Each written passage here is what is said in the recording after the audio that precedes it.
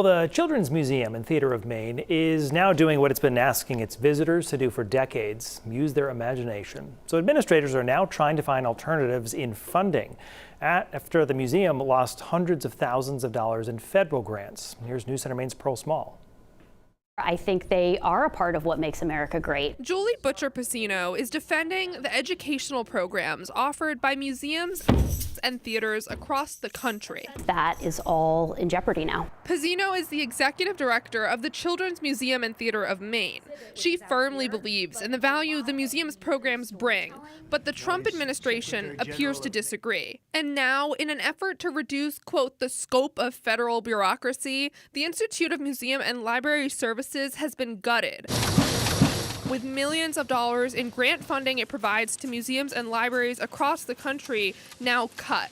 More than $220,000 of that money was pulled from the Children's Museum and Theatre of Maine. It feels like the administration is saying that this type of work is not only not important, that it shouldn't even be allowed or considered possible. When it comes to the museum's current Wabanaki exhibit, the money was supposed to fund live performances and experiences that would provide visitors another level of education about Maine's community and cultural history.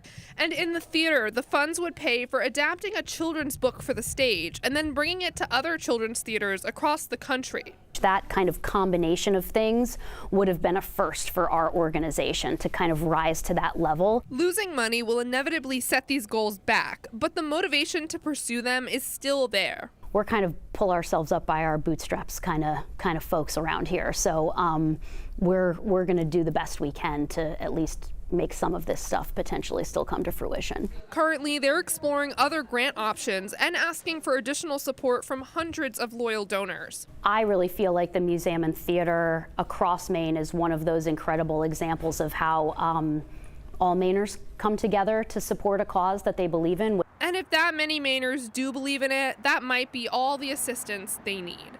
In Portland, Pearl Small, News Center, Maine.